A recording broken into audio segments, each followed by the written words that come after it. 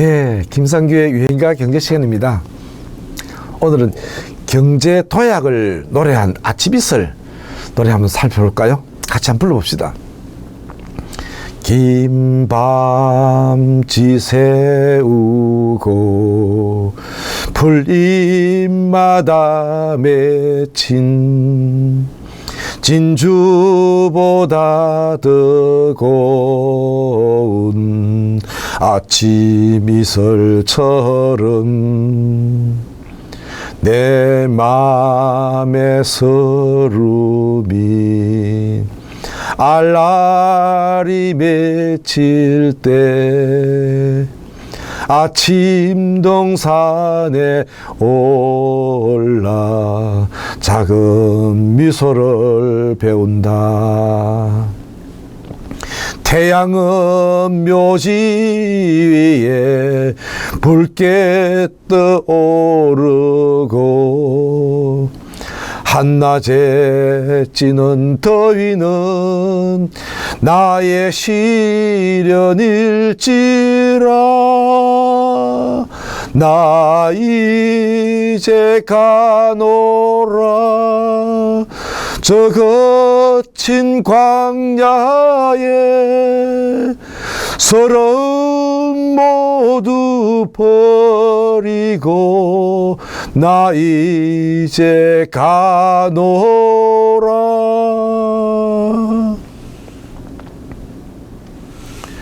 내 맘의 서름이 알알이 맺힐 때 아침 동산에 올라 작은 미소를 배운다. 태양은 묘지 위에 붉게 떠오르고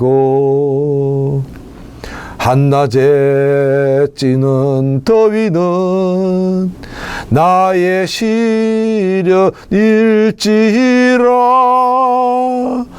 나 이제 가노라 저 거친 광야에 서러움 모두 버리고 나 이제 가노라. 예, 이 아치빗을 이 노래는 바로 1970년대 김민기가 작곡했죠. 그리고 양희은이 노래를 부른 바로 이 대중가요입니다. 이 아치빗을 이 노래에서 살필 수 있는 경제 이야기는 어떤 것일까요? 바로 전진이죠. 긴 밤 지새우고 풀잎마다 맺힌 진주보다 더 고운 아침 이슬처럼 내 맘의 서름이 알알이 맺힐 때 아침 동산에 올라 작은 미소를 배운다. 바로 여기서 보듯이 이제 가난의 깊은 잠에서 깨어나 고민과 마음의 정돈, 시련이 예정되어 있는 광야로 나아가고자 결단하는 주인공의 심리적 흐름을 잘 묘사하고 있음을 알 수 있죠. 아울러 바로 이 가사에서 볼 수 있듯이 밤에서 새벽을 거쳐서 아침과 한낮으로의 시간 변화에 따라 끊임없이 전진의 발걸음이 은유적으로 잘 나타나고 있음을 알 수 있지 않습니까? 바로 다음은 바로 도약입니다. 이 테이크 오프라고 그랬죠. 태양은 묘지 위에 붉게 떠오르고 바로 여기서 보듯이 경제 성장 과정에서 야기되는 약간의 부작용, 이 고된 시련 등은 기꺼이 극복하고 더 나은 발전을 위해서 쉬지 않고 나아갈 결심을 잘 묘사하고 있음을 알 수 있죠. 아울러 고민의 어두운 공간에서 아침 이슬이 맺힌 동산을 거쳐 묘지가 있는 광야로의 공간 변화를 통해 더 나은 발전으로의 이 도약, 이 테이크오프죠. 도약이 탁월하게 형상화되어 있음을 우리가 잘 알 수가 있겠습니다. 특히 그 미국의 경제사학자 이자 바로 이 케네디 행정부의 정책 입안가였던 이 로스토라는 경제학자가 있죠. 이 사람은 바로 모든 인간 사회가 공통적으로 거쳐온 경제 활동의 진행 과정을 5단계로 설정했습니다. 그리고 각 단계의 이행 과정을 통해서 근대 사회의 전개 과정을 설명했죠.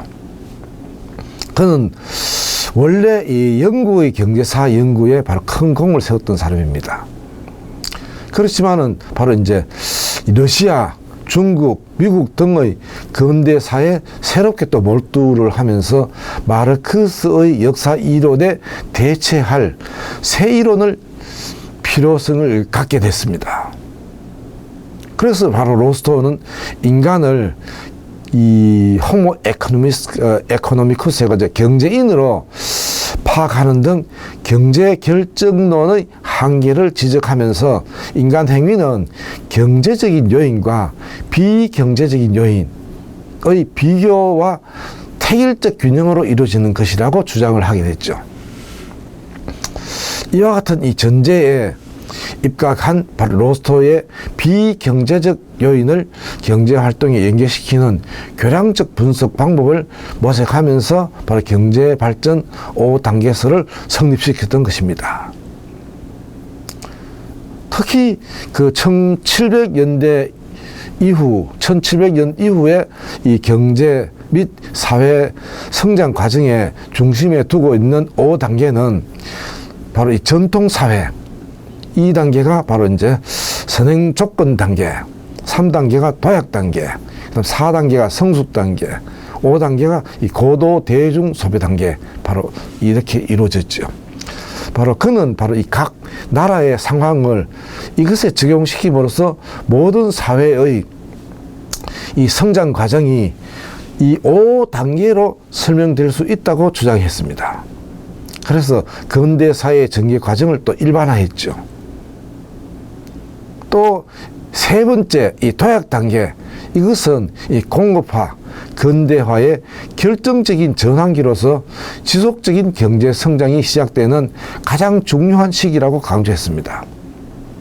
기존의 발전 단계설과는 달리 전쟁 후의 현실적 과제에서 출발한 경제 성장 단계설은 성장에 대한 실질적인 방향 제시를 목표로 삼고 있었죠.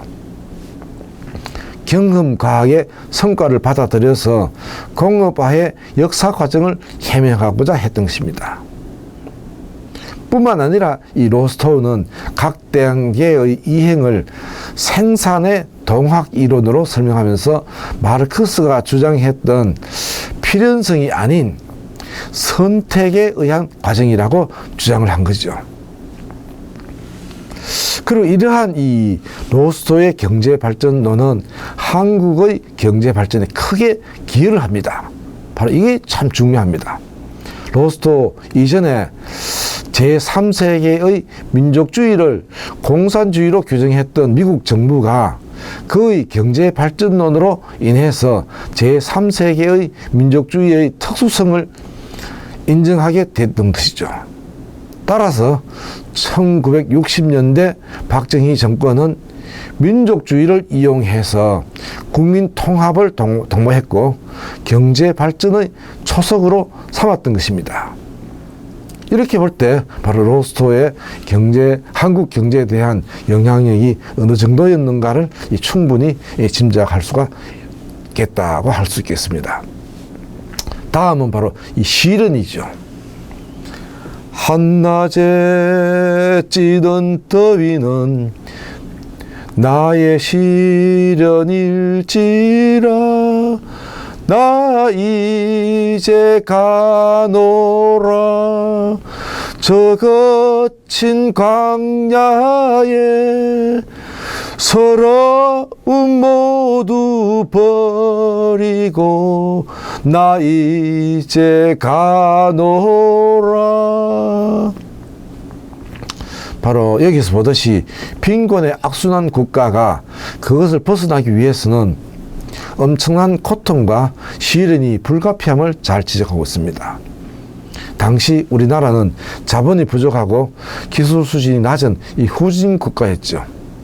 때문에 바로 국내보다는 엄청 싸기는 하지만은 IMF, IBRD, AID, IMF는 국제통화기금이죠. IBRD는 세계은행이고 AID는 국제개발처입니다. 이러한 이 국제금융기관으로부터 빌려온 이자와 선진국으로부터 도입한 기술 비용을 감당하기 위해서는 이들을 상쇄하고도 남을 희생이 필요했던 것입니다. 이를 위해서 우리나라에서는 저임금, 저고가, 저지가의 3저 정책이 요구되었던 것이죠.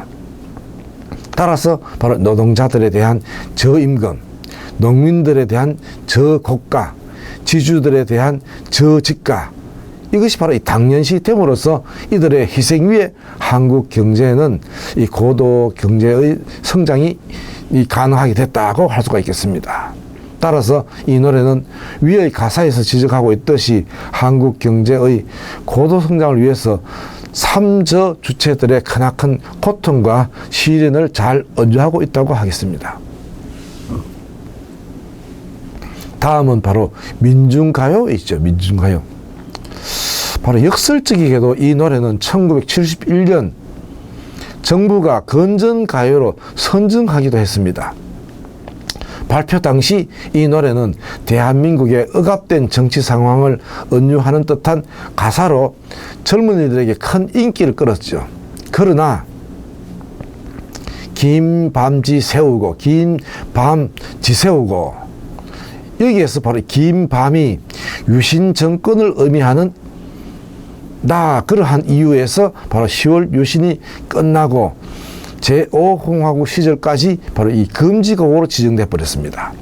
그럼에도 불구하고 민주화를 염원하는 대학생들과 젊은이들을 대변하는 노래로 널리 불려지고 시위 현장에서도 많이 불려지면서 대표적인 민중가요가 된 것입니다.